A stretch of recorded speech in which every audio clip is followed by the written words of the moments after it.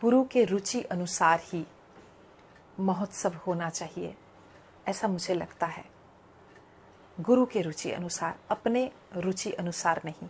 यहाँ आत्मवत सेवा की कोई जगह नहीं है, यहाँ सेवा इष्टवत होना चाहिए। गुरुराज को जो पसंद है वही सेवा में लगे। गुरुराज को जो भोजन में पसंद है वही आप लोग जरूर व्यवस्था कीजिएगा। उनको जो ना पसंद है उस पर जरूर ध्यान रखिएगा। मैं खास करके जो नए जुड़े हैं उन लोगों के लिए बता रही हूँ। जो पुराने हैं उन लोगों को ज्ञान देने की स्पर्धा मुझ में नहीं है, क्योंकि वो पिछले 30 साल से, 20 साल से, 25 साल से गुरुराज के साथ है, तो वो गुरुराज को बहुत अच्छी तरह से जानते हैं, समझते हैं। तो वो तो रहेंगे ही और वो तो सेवा में मतलब ज़्यादा तत्पर होंगे ही, इस बात के ऊपर ध्यान देंगे। लेकिन जो अभी अभी जुड़े हैं, जो नए जुड़े हैं, मैं खास करके उन सभी के लिए बता रही हूँ, जानने का प्रयास कीजिए कि उनको क्या पसंद है और क्या नहीं पसंद है। वही अनुसार आप गुरु पूर्णिमा महोत्सव में व्यवस्थित कीजिएगा।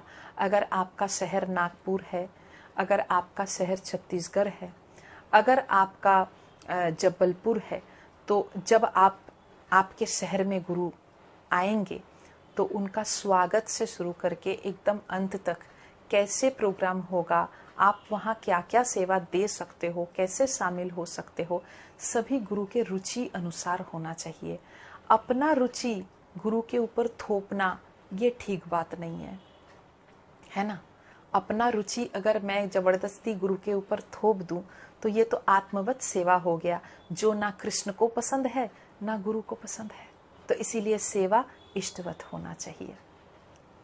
सदगुरु को समझ करके उनकी रुचि अनुसार, उनके पसंद अनुसार सेवा देना। इस प्रसंग में एक बात हमको याद आ गया।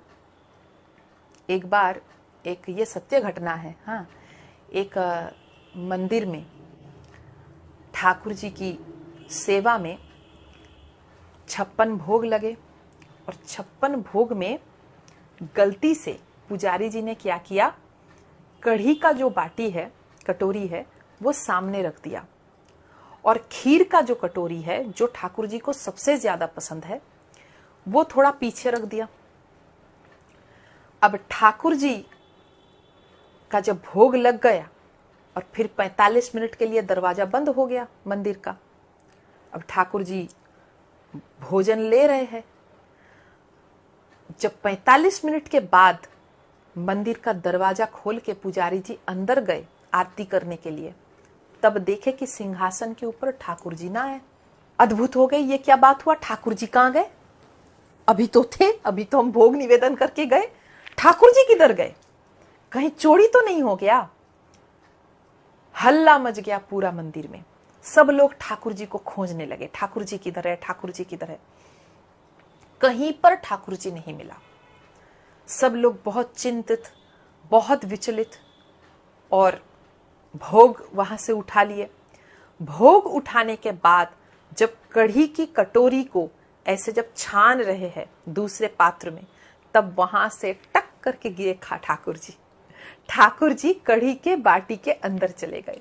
तो सब लोग समझ लिए कि ठाकुर जी को कढ़ी इतना पसंद आ गया कि कूद गए कढ़ी के अंदर। महाराज, इतना पसंद आ गया तो हल्ला मच गया चारों ओर, और प्रत्येक दिन ठाकुर जी को कढ़ी भोग देने लगे। सिर्फ कढ़ी बनने लगे प्रत्येक दिन, और इतना बड़ा बड़ा कटोरी में कढ़ी बन करके ठाकुर जी के सामने धरा देते हैं, और खीर वही पीछे। तो ऐसे चलते चलते चलते चलते 10 दिन जब बीत गया, तब पुजारी जी के स्वप्न में ठाकुर जी पधार गए। और पुजारी जी स्वप्न में देख रहे कि ठाकुर जी बहुत रो रहे हैं, बहुत दुखी है। क्या बात है, हो गया क्या, क्यों तुम रो रहे हो? ठाकुर जी बोल रहे कि अरे प्रत्येक दिन हमको कढ़ी खिला रहे हो, हम रोएंगे नहीं तो क्या करेंगे? बोले क्यों, तुमको तो कढ़ी इतना पसंद है कि तुम कढ़ी के अंदर कूद गए थे? बोले अरे नहीं बुद्धू, मुझे तो खीर पसंद है, मैं तो खीर खाने को जा रहा था और तुम सामने रख दिए कड़ी के बाटी, खीर पकड़ने गए, खीर इतना तुम दूर रख दिए, वहां हमारा हाथ नहीं पहुंच रहा था और इसीलिए हम कड़ी के अंदर गिर गए। और तुम लोगों ने सोचा कि हमको कड़ी इतना पसंद है कि हम रोज कड़ी तुम देने लगे हमको। नहीं, हमको कड़ी नहीं, हमको तो खीर पसंद है। 10 दिन से तुम तो खीर देना भी बंद कर दिए। कभी एक आध बार खीर देते हो, कभी नहीं देते हो, खाली कड़ी सामने रख देते हो। ये घटना मैं इसीलिए आपको बता रही हूं कि गुरुदेव का रुचि क्या है ये जानना बहुत जरूरी है। हाँ, कहीं ये ना हो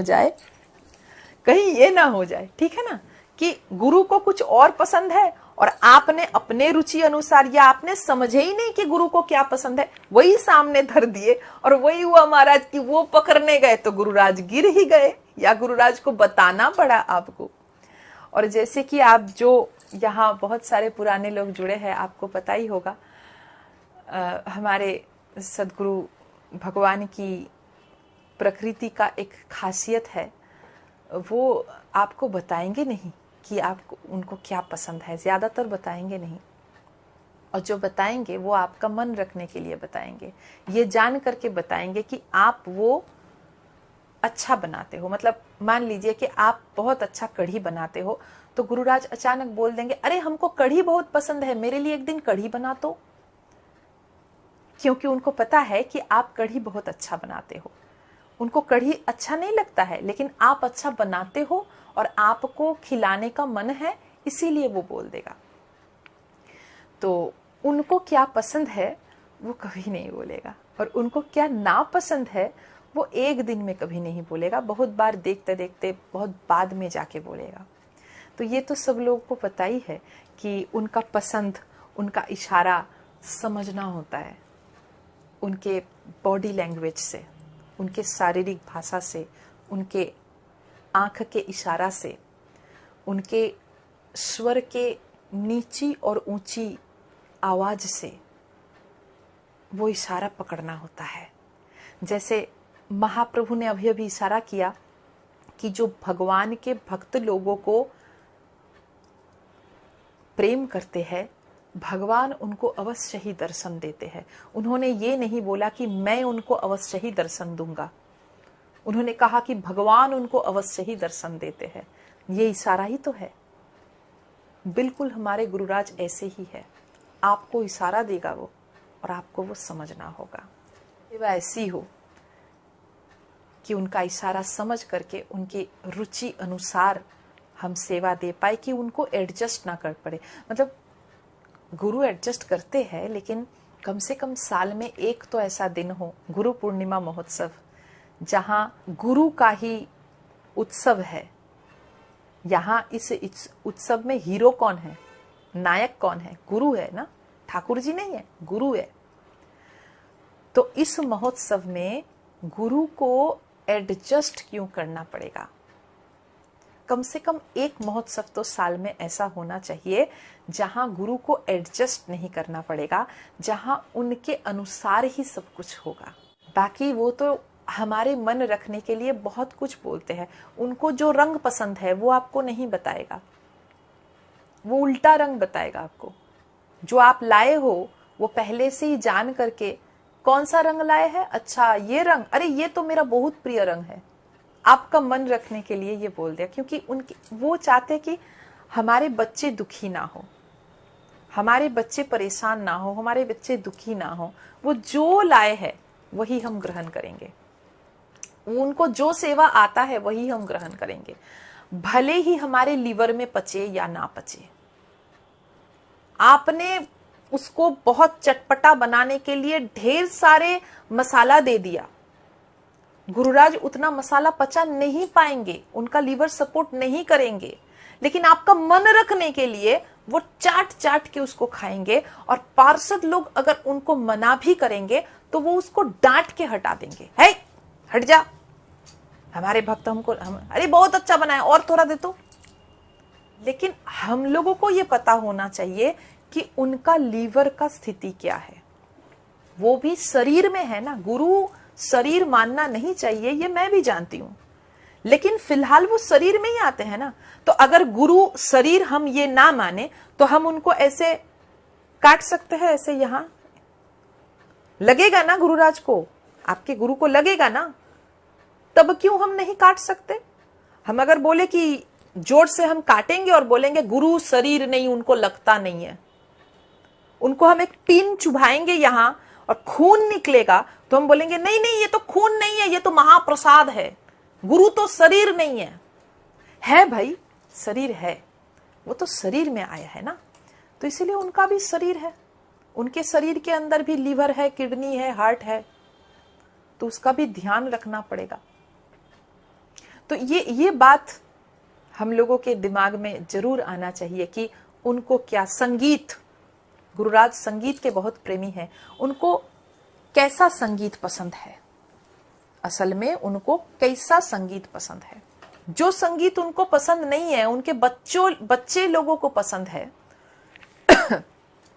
वो उस संगीत को सुन करके झूमना पसंद करते हैं, नाचना पसंद करते हैं। कौन? उनके बच्चे।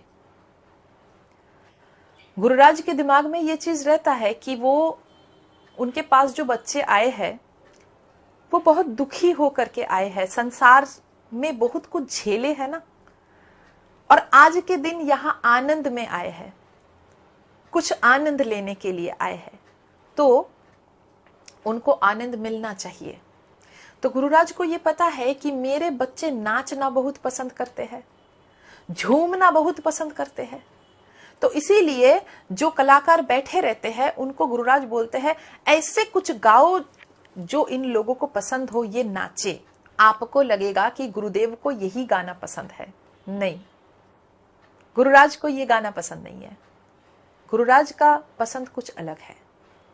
तो जब वो ये बोले कि सब लोग नाचेंगे, ऐसा कुछ गाना गाओ, तो हम में से कोई बच्चा ऐसा हो, 10, 15, 20 बच्चा उठकर खड़े हुए और बोले कि नहीं गुरुदेव, आज हम ये गाना नहीं सुनेंगे, आज हम वही गाना सुनेंगे जो आप सुनते हो, जो गाना आपको अच्छा लगता है, जो गाना आप सुनना पसंद करते हो, आपके रुचि अनुसार हम गाना सुनेंगे, संगीत सुनेंगे। एक आध वो सुन ले, फिर हमारे रुचि अनुसार तो पूरा दिन पड़ा हुआ है, हम पूरा रात नाचेंगे, ठीक है, लेकिन आपका रुचि पहले, क्योंकि ये गुरु पूर्णिमा महोत्सव है। तो उनके रुचि अनुसार वो कभी आपको नहीं बताएंगे, ये बात तारीख दे करके लिख लीजिए। मैं ज्यादा दिन गुरुराज के साथ नहीं रही, लेकिन जितना मैं देखी हूं उनको, उसी एक्सपीरियंस से मैं आपको बता रही हूं।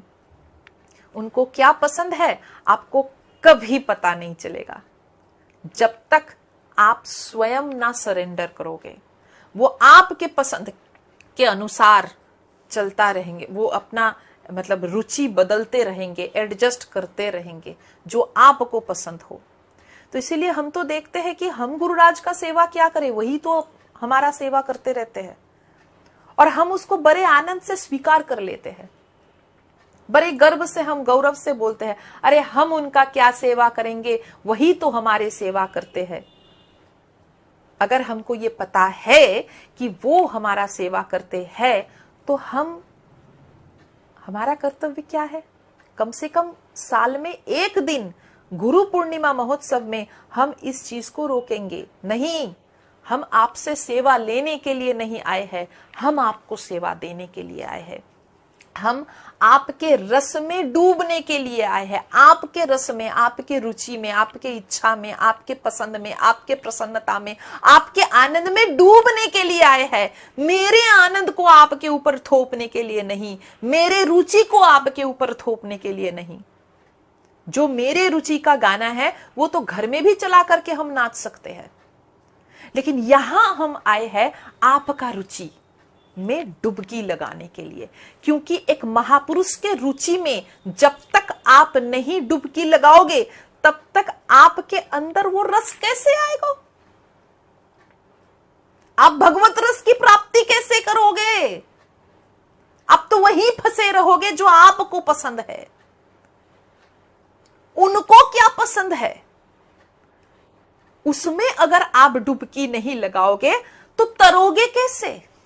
बहुत सारे गुरु पूर्णिमा की चर्चा, मीटिंग, बहुत कुछ होता है, लेकिन मुझे लगता है कि ये जो चीज है इसको हर एक भक्त को दिमाग में बिठाना चाहिए कि गुरुदेव पूरे साल, पूरा जीवन एडजस्ट करते गए हैं हमारे साथ।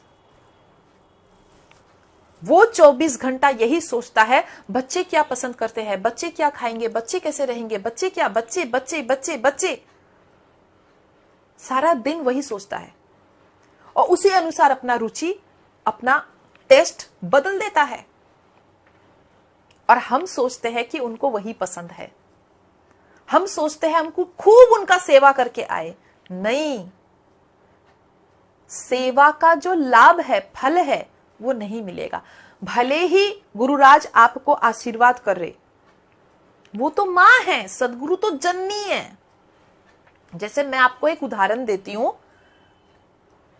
मुझे जब रसोई बनाना नहीं आता था, उल्टा पलटा बनाती थी, उस समय मैं मां को खिलाती थी बना करके। मेरा पहला गिनिपिग होता था मेरी मां, ठीक है। गिनिपिग मतलब कि एक्सपेरिमेंट की जो पहली ये है वो है मेरी मां। तो मैं पहली चीज मेरी मां को खिलाती थी, और उसमें नमक कम हो, कुछ भी हो, क्योंकि मैं बनाई हूं, मां उसको लेकर के बोलती थी बहुत अच्छा बना है, बहुत अच्छा। फिर मैं जब खाती थी ना, मैं बोली ये मां कैसे खा लिया, इसमें तो नमक ज्यादा है। मां तुमने हमको बताया क्यों नहीं, इसमें तो नमक ज्यादा है। हाँ उतना भी ज्यादा नहीं है, थोड़ा सा ज्यादा है। अद्भुत बात है, ऐसे करके तो मैं सीखूंगी नहीं। मैं बहुत गुस्सा हो जाती थी। सदगुरु ठीक ऐसा ही करते हैं, वो मां है। आपकी हर एक गलती को उसके साथ एडजस्ट करके आपको दुख ना लगे, क्योंकि ऑलरेडी आप बहुत अतीत में दुख आपको मिल चुका है, आप उसको ले करके, उसको वहन करके आप आश्रम में खड़ी हो, उनके सामने खड़े हो। वो उनके दिमाग में है कि पता नहीं मेरे बच्चे के साथ क्या क्या क्या क्या क्या क्या हुआ होगा। यहां आए हैं तो छोटा छोटा छोटा छोटा आनंद उनको मिलना चाहिए, ये उनके दिमाग में रहता है। तो जब आप उनको सेवा देते हो तो वही बात होता है, वो वही बोलता है बहुत बढ़िया, बहुत बढ़िया, आह बहुत बढ़िया, बहुत बढ़िया। आप खुश हो गए, वो आपको आशीर्वाद कर दिए। हमको सदगुरु भगवान का प्रसन्नता मिल गया। आशीर्वाद मतलब क्या है? प्रसन्नता ना। आशीर्वाद मतलब प्रसन्नता होता है। प्रसन्न हो करके आपको आशीर्वाद कर दिया, बहुत अच्छा, बहुत उनका भला हो। लेकिन उस आशीर्वाद में थोड़ा सा एडजस्टमेंट है। ये यहां साइंस लागू होता है, विज्ञान लागू होता है। इसमें ना आपका दोष है ना गुरु का दोष है, दोनों के बीच प्यार है, बंधन है। लेकिन प्रकृति प्यार को नहीं समझता है, प्रकृति साइंस को समझता है। ये जो यूनिवर्सल लॉ है, ये जो प्रकृति है, वो विज्ञान को समझता है, वो कंपन को समझता है, वो वाइब्रेशन को समझता है। हम जब यूनिवर्सिटी में म्यूजिक में एमए कर रहे थे, उस समय हमारा एक चैप्टर था साउंड ऑफ यूनिवर्स, नाद, साउंड ऑफ यूनिवर्स। यूनिवर्स में हमारा हर एक इच्छा, हर एक कर्म कैसे जाता है आप लोगों को पता है? वाइब्रेशन बन करके, साउंड बन करके जाता है। तो वो जो आपको आशीर्वाद कर रहे हैं ना, वहां जो एडजस्टमेंट का जो थोड़ा सा जो वो साउंड है, वो प्रकृति में जाता जरूर है। तो पूरा का पूरा आपको जो आशीर्वाद है वो नहीं मिलता है। तो इसके साथ अगर हम उनको एडजस्ट करने ना दे, हम अगर उनको बोले कि देखिए आपका वो वाला आशीर्वाद हमको चाहिए जो सच में प्रसन्नता से जो मिलता है। उस समय गुरुराज को जो चाहिए, मान लीजिए कि उस समय गुरुराज को गर्म पानी चाहिए, आपने उनको दिया ठंडा पानी, वो एडजस्ट कर लिए और आपको बोले कि नहीं बेटा ठीक है। लेकिन उस समय गर्म पानी अगर उनको मिलता तो अंदर से जो तृप्ति होता है ना, तृप्ति जो बोलता है, शांति, तृप्ति, वो जो तृप्ति होता है, भले ही उसमें वो आपको आशीर्वाद दोनों हाथ उठा करके ना दे, वो आपको ना बोले कि आशीर्वाद करता हूं, वो आपके माथे के ऊपर हाथ ना रखे, लेकिन वो तृप्ति का जो वाइब्रेशन है, कंपन है, वो ही आपके जीवन में आशीर्वाद हो करके पहुंचता है। मैं समझा पा रही हूं? आप लोग समझ पा रहे हो? कोई नहीं समझ पा रहे तो हमको लिख करके बताइए, क्योंकि ये विज्ञान समझा रही हूं मैं। ये मैं कोई और कुछ नहीं समझा रही हूं, मैं आपको साइंस समझा रही हूं कि ये साइंस कैसे काम करता है। वो जो ये जो तृप्ति है ना, ये तृप्ति का जो प्रकाश है, ये जो कंपन है, ये जो वाइब्रेशन है, यही वाइब्रेशन प्रकृति में जाता है और वही आपके जीवन में लागू होता है। तो you have to catch that vibration. आपको वो वाइब्रेशन पकड़ना है, और अगर हमको वो वाइब्रेशन पकड़ना है तो हमको वो असली सेवा करना पड़ेगा, जिसका नाम है इष्टवत सेवा। आत्मवत नहीं, इष्टवत सेवा, जिस सेवा में इष्ट को कोई एडजस्ट ना करना पड़े, ऐसी सेवा होनी चाहिए। ऐसे सेवा अगर आप करोगे तो, अगर मैं आपके पक्ष लेकर के बोलूं तो सबसे ज्यादा लाभवान कौन होगा? आप। आपके जीवन में कोई ग्रह दशा है, कोई ऋण दशा है, कोई भी आपके दुर्भाग्य जनित तो कोई कुछ चल रहा है, कोई रोग है, शोक है, ताप है, कुछ है, आप देखोगे गुरुराज के वही एक तृप्ति से, गुरु की जो तृप्ति होता है, वही तृप्ति से ना वो हट जाएगा आपके जीवन से। आपको कोई पत्थर, कोई जड़ी बूटी, कोई ज्योतिष कुछ धारण नहीं करना पड़ेगा। आपको नाम जप भी नहीं करना पड़ेगा। आपको कोई साधन भजन नहीं करना पड़ेगा। बस वो तृप्ति, ये जो तृप्ति का जो वाइब्रेशन है, ये निकालना है उनके अंदर से। चाहे वो संगीत सेवा के माध्यम से हो, चाहे वो भोजन सेवा के माध्यम से हो, चाहे वो वासस्थान सेवा के माध्यम से हो, मतलब जहां वो जाके रुकेंगे, कोई भी सेवा हो, हर एक सेवा में वो तृप्ति, वो शांति उनको मिलना चाहिए। उनको अंदर से ये महसूस होना चाहिए कि मेरे बच्चे बड़े हो गए हैं, अब मेरे बच्चों के साथ मुझे एडजस्ट नहीं करना पड़ेगा। वो मेरा पसंद, मेरा नापसंद, मेरा इशारा समझ पा रहा है। यही तो सबसे बड़ा तृप्ति का स्थान होगा ना सदगुरु का। तो आप लोग सभी बहुत अच्छी तरह से गुरु पूर्णिमा मनाइए। इष्टवत